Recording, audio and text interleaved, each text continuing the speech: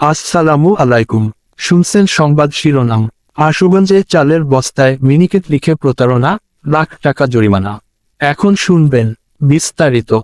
ব্রাহ্মণবাড়িয়া জেলার আশুগঞ্জের সাধারণ চালের বস্তায় মিনিকেট লিখে প্রতারণা করার দায়ে একটি চাতাল কলকে 1 লাখ টাকা জরিমানা করা হয়েছে।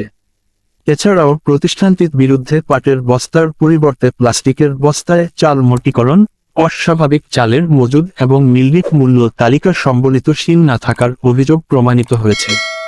আজ 6 জানুয়ারি সোমবার দুপুরে এই অভিযান পরিচালনা করেন খাদ্য অধিদপ্তর ও ভোক্তা অধিকার সংরক্ষণ অধিদপ্তরের কর্মকর্তারা।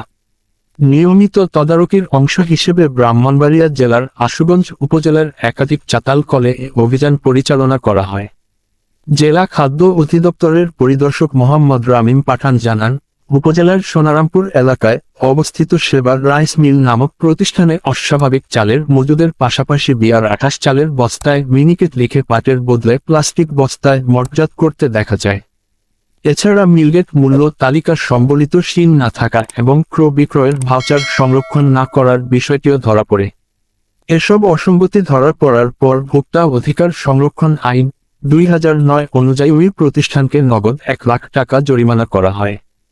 উক্ত প্রতিষ্ঠান সহ অন্যান্য প্রতিষ্ঠানকে সরকারের প্রচলিত আইন মেনে ব্যবসা করার বিষয়ে সতর্ক করা হয়। অভিযানের সময় জাতীয় ভোক্তা অধিকার সংরক্ষণ অধিদপ্তরের জেলা কার্যালয়ের সহকারী পরিচালক ইফতেখারুল আলম রিজভির নেতৃত্বে খাদ্য অধিদপ্তরের পরিদর্শক Mohammad Ramim Pathan, consumers association of Bangladesh CAB এর সেক্রেটারি শাহিন আলম, ছাত্র প্রতিনিধি সিয়াম আফ্রিদি সহ আশুগঞ্জ থানার পুলিশ সদস্যরা উপস্থিত ছিলেন।